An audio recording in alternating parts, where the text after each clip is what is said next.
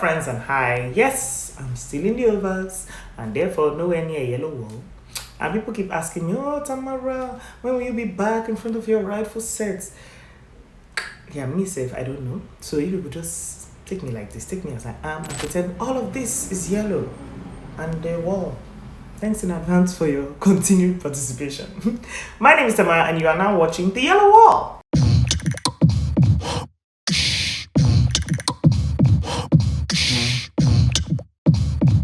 Make I tell the matter. Still an agent butter with this pure water, but no be me go judge. Since the last time I was here, quite a bit has happened. Adele agreed to finally grace us with some new music, and I haven't heard the song yet, but it's Adele, so I've cried twice already. Big Brother Shine Your Eye came to an end, and again, I haven't watched it. In fact, I haven't watched a single episode, and yet even I knew White Money was going to win based on how much the internet wouldn't stop talking about him. Or her. I actually don't know what gender it is. I've just been saying white money. Congratulations, Sha, whoever it might be. And then there was October 5th, the day Instagram, Facebook, and WhatsApp stopped working for a few hours and threw us into a digital apocalypse. The Instagram shutdown gave influencers all over the world a collective heart attack. And a lot of people were joking about this and making memes after when, all was well. But if you think about it, the matter was deep. Like, imagine your laptop for work or your whole office self, however it is, it's just disappearing with no timeline for when it will be back. It's a deep something. I personally am terrible on social media, so in the moment, I didn't care. But after I thought about it, and I was like, imagine if YouTube vanished. Or what would happen if streaming platforms and broadcasters disappeared? I would be finished. Luckily, none of that happened. Instagram is back up and running. The world didn't end. All is well that ends well. But I now have a newfound appreciation for influencers. Okay, not all influencers, because the ones who do nothing but pose and talk about flat tummy tea, I don't care for those people really. I mean, not those people. I'm not your audience. It's more just creatives in general, not just the ones who post clothes and fashion, but all of them. The artists, the content creators, the ones who rollerblade. Basically, anything that you create and push on social media, I'm now just saying, because it's a risky stuff. The thing is, there's a lot of assumptions about being a creative in general. Most people think it's just never-ending fun, just you sitting around, getting drunk and high while you exercise your creative muscles and make things people will readily pay you for.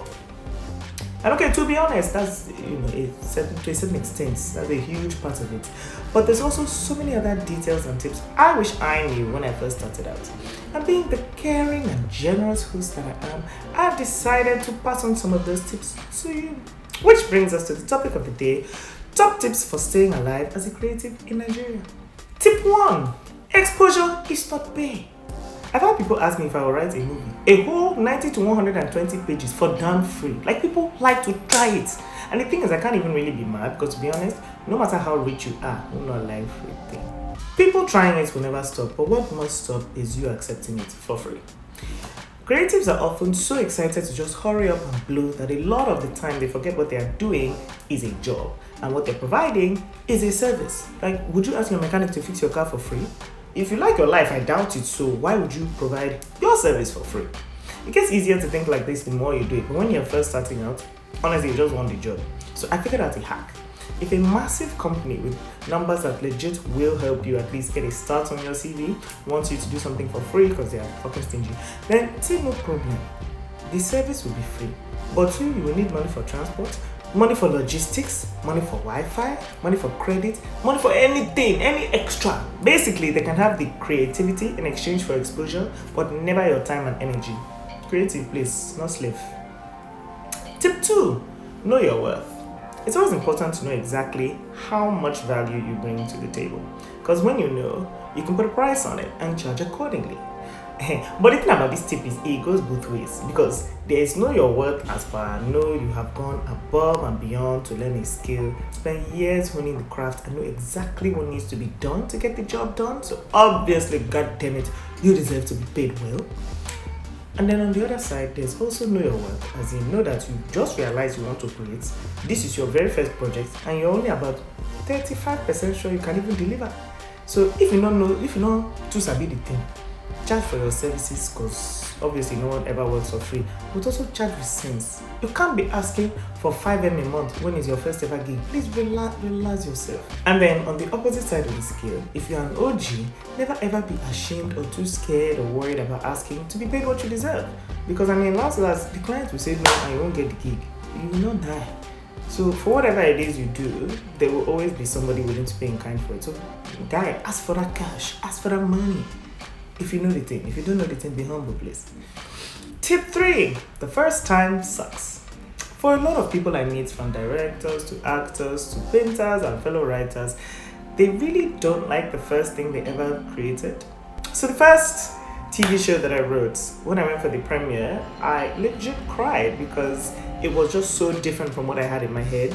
And I remember for like the next few weeks, I was like, do I even want to do this? Is there any point? This is just, it's not what I expected. I can't believe it, blah, blah, blah. I also know a lot of people who felt the same way, but then immediately gave up, which I get because that's what I wanted to do. And if I didn't have money issues, I might not have done it. Because that's what you tend to do when you're not good at something, when something doesn't go like the way you thought it would in your head. But creativity is a skill like any other skill. So it's grown and developed with constant practice. So be ready to feel the self-doubt and skepticism at first, but also be ready to do fast and move past it. First times always suck, but grow small and try again. Then if by your 4th or 5th project you still hate it, then okay, maybe quit, maybe try something else, maybe. But if not, the first time, just expect it. The first time, just like sex for most girls, it's just, you're like, really? Was that worth it? Tip 4, not every opportunity is an opportunity.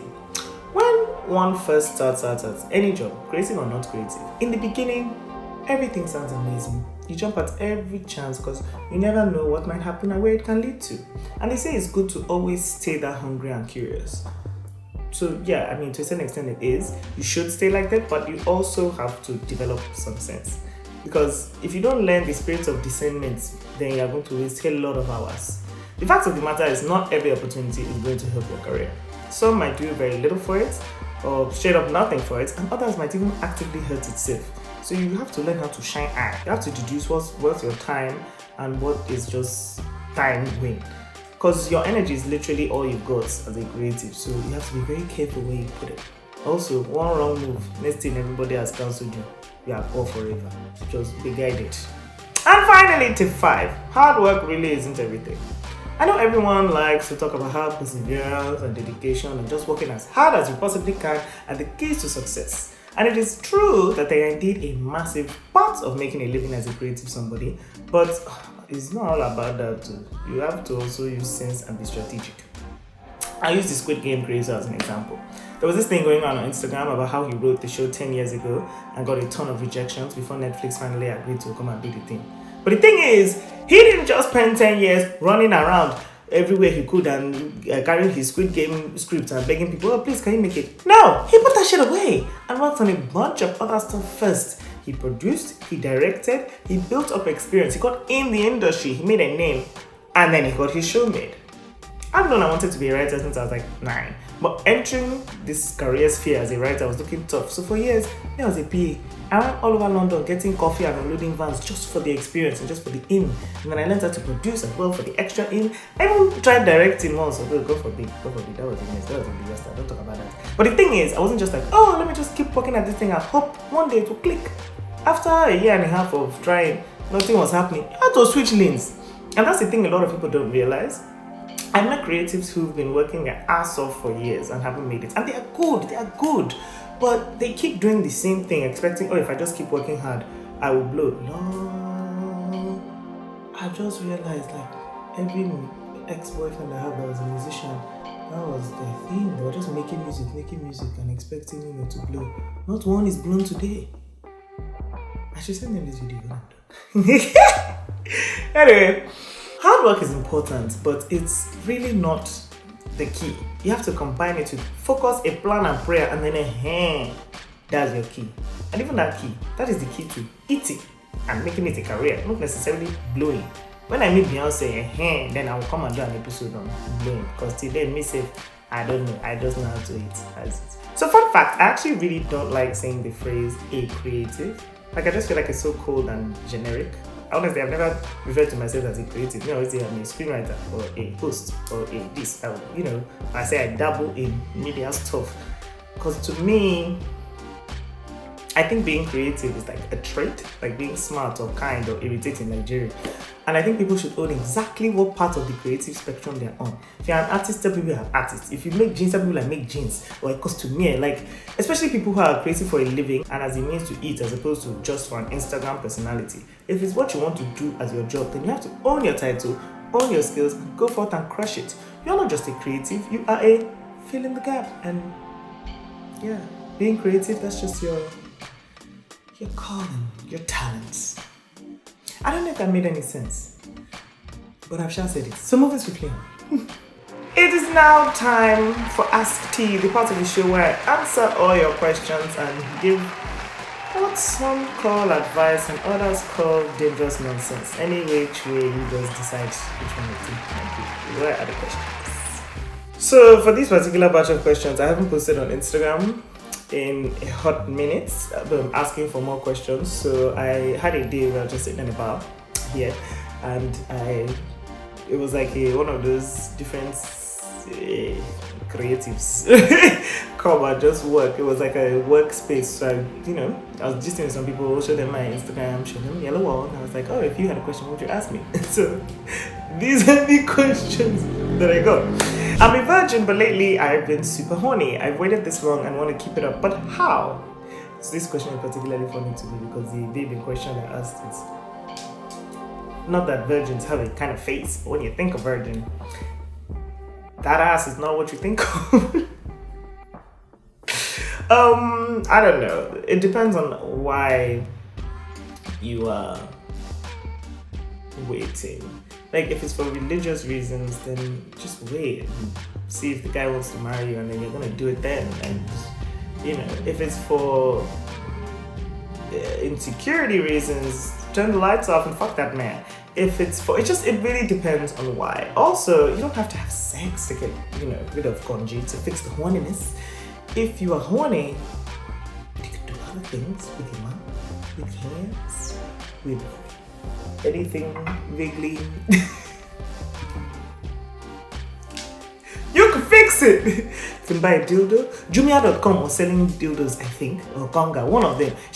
There are ways to get around horniness that don't involve losing your virginity.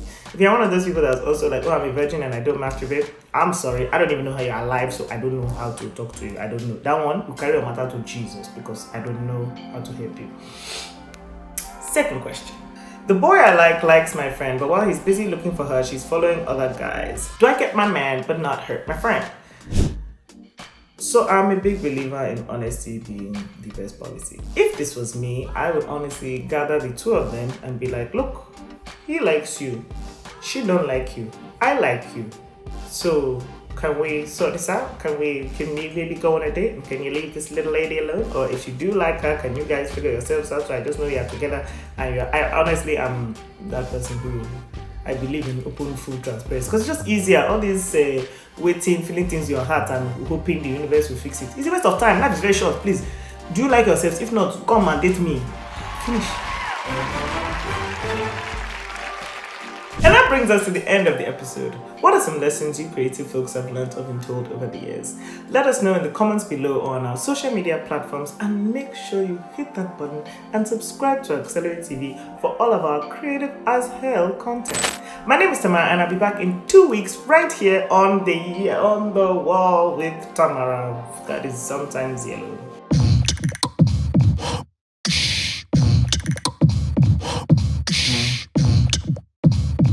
Make I tell you the matter. Still an Nigerian with this pure water, but no be me go